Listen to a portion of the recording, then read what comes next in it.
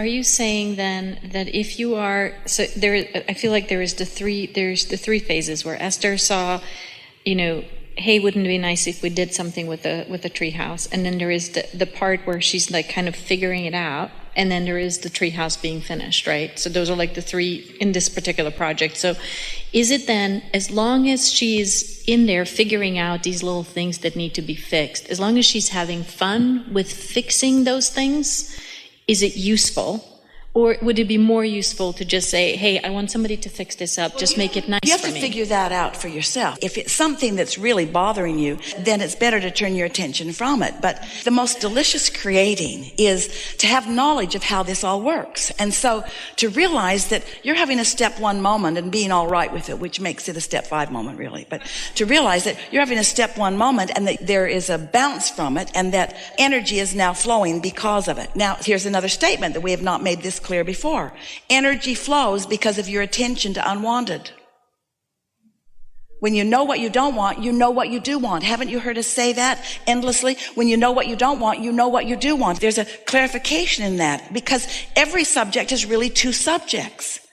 So if you have a lot of clarity within you about what you really don't want, unbeknownst to you, you've got a lot of clarity within you about what you do want too. You just don't have access to it this red hot minute because you're focused over here. Well, doesn't that mean that focusing over here is of benefit because it creates this? Yes, that's why you came into this body. You said, let me at it. Let me be exposed to contrast that will cause me to give birth to more. To more. So the contrast causes you to give birth to more. And when you are like you or like Esther, where you understand this, you understand your guidance system. Esther didn't really go into any sort of negative emotion about the treehouse. It was just this comfortable light. Wouldn't it be nice if? I remember when it felt more exciting. And then right in the middle of those thoughts, she started feeling a little energy move toward it. And she started thinking about some things that might be fun, might be satisfying to do. Not because they need to be done. You see, that's what gets you in a bound up place. If you've got a problem that needs a solution, what do we do then? You're in deep doo-doo. Because when something needs a solution and you're all wrapped up in the need, so I need this thing I am preventing. I need this thing I am preventing. I need this thing I am preventing. I need this thing I am preventing. I need this thing I am preventing. But I'd like this thing. I'd like this. I would like to feel that way again about this, and I would like this. Well, soft, gentle desire is the most powerful desire in all the world. Soft, gentle focus about things you want is the most powerful state of being because you want it and you allow it. Oh, thank you very much. You want it and you allow it. Oh, thank you very much. You want it and you allow it. Oh, thank you very much. So Thursday, before Esther left the property, without anybody making a phone call to anyone about any of the madness and mayhem that had been happening on the property with the gardeners, 8 trucks from the same company showed up on the property. And there were over a dozen men, maybe 20, with all kinds of equipment just moving everywhere around the property. And everyone was saying, who are they? Why are they here? What's going on?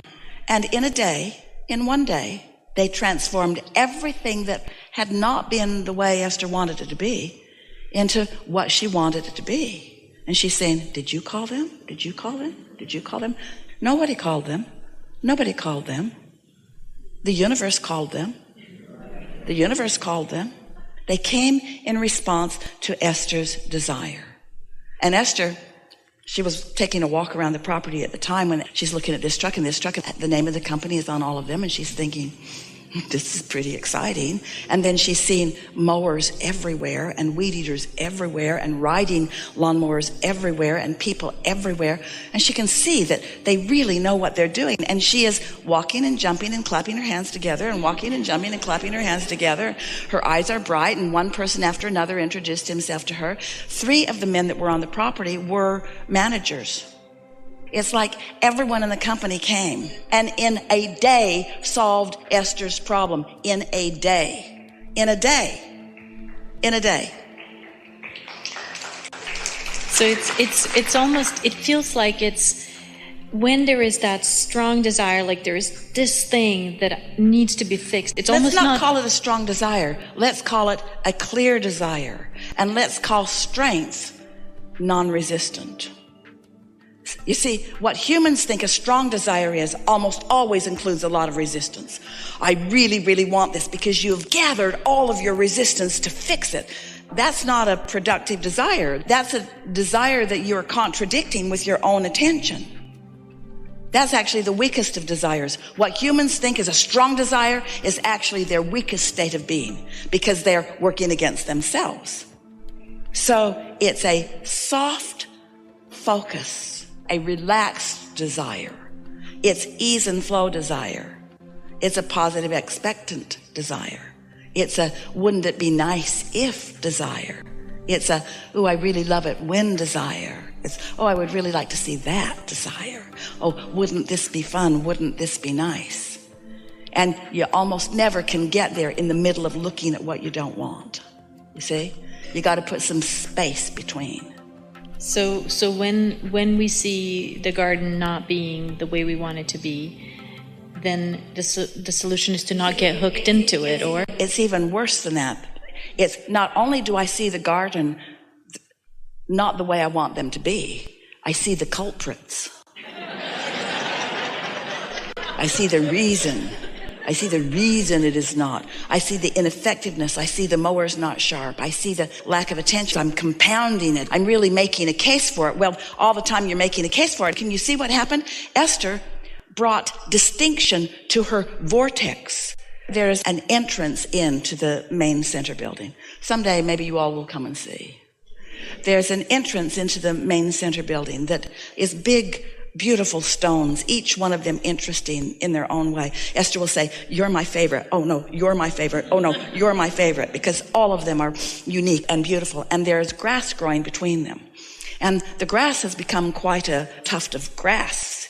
And so the first day that this new crew came, there was a very small person, a woman, operating the mower on that, and she wasn't strong enough to hold the mower steady across this tuft, and then there's a stone and then grass and then a stone and then grass and then a stone and then grass. She just couldn't do it. And Esther thought someone stronger needs to be on that mower. And the mower wasn't sharp, and so it made more of a mess. It was just a poor execution the whole way. Well, Esther said something about it, but it wasn't her saying something about it at the time that made the difference. It was her knowing how it could be. It was her desire about how it could be. What we're saying to you is focusing upon a problem puts a solution over here. And once the solution is there, if you're not focused upon the problem, then the solution can come to you. That's the thing. That's why we've been talking to you for so long about step 1, step 2, step 3. But humans, we love you so much. You want to do step 1, and then you want Source to do step 2, and then you want to keep focused upon step 1 until Source fixes it with step 3. Well, that's not how it works. You've got to let it go, and you've got to stop beating up on yourself. Esther was not wrong to notice the mess they were making. She shouldn't go off and say, oh, I'm so picky. They're doing the best they can. That's not the solution. The solution is, this isn't getting it. This is not what I want. But you know, Esther has never known more clearly what she wanted until she got several weeks of what she doesn't want. And those weeks of what she didn't want produced the most magical solution that happened in one day that she's ever witnessed in her entire life. So, poop to value. A little bit of what you don't want can go a long way toward what you do want, yes? You see what we're getting at? You've just got to stop freaking out when you're in the step 1 mode. Understand that it's part of the process. Don't beat up on yourself about it. And know that if you have identified a problem, that help's on the way. And then do anything and everything that you can to let the help in. And how you let the help in is not focused upon the problem. Well, Esther has the advantage of getting on airplanes and going to places. She was going to places, doing things. She wasn't there. Her problem was not active within her. Active long enough that it created a magnificent solution. And then she put time and distance between, and the solution came. And oh, what a wonderful thing it was to witness the manifestation of that. It's a matter of putting that space to allow it to come into being. It's a matter of knowing how this works. How does it work? Law of attraction, big. Me, thinker, offer vibration. Me, know what I don't want. Create what I do want in the vortex. Create what I do want in the vortex. Do you believe that? Do you believe that your solutions are there? Because if you don't, then none of this makes any difference. But if you can accept that there is a vibrational reality that is going to show itself to you, and the showing itself to you is going to be way fun, then can't you be a little less heavy-handed on the problem, and can't you be a little more solution-oriented? But you see, we love you so much.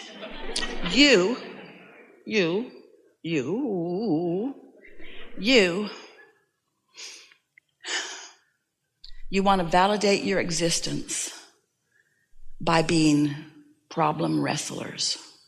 I'm really good. I'm strong. I can get it done. I'll get it done.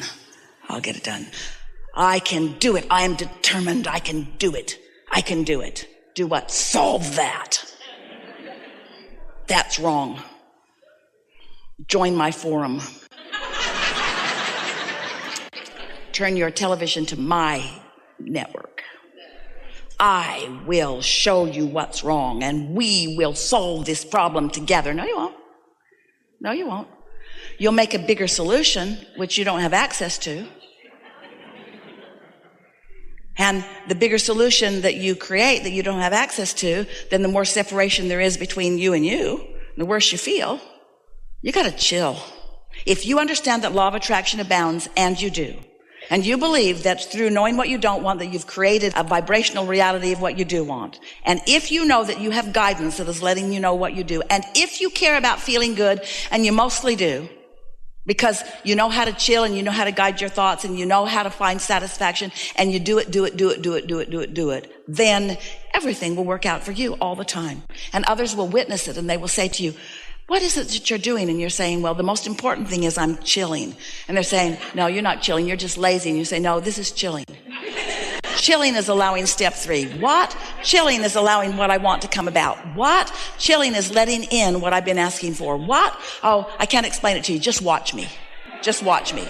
Just notice how light I am, how easy I am, how playful I am, how eager about life I am, how willing to do things that are fun for me I am. Just notice what a light touch I have to things. Notice that I don't let anything become a big hairy deal. Notice that I don't get really bent out of shape over anything anymore. Notice that I don't carry any grudges. I don't pick any fights. Notice that I try more and more to be optimistic rather than pessimistic. Notice that I don't join in any pessimistic conversation. Just watch me. Notice how happy I am, and notice how the happier I am, the better it goes for me. This is a really good time for a segment of refreshment.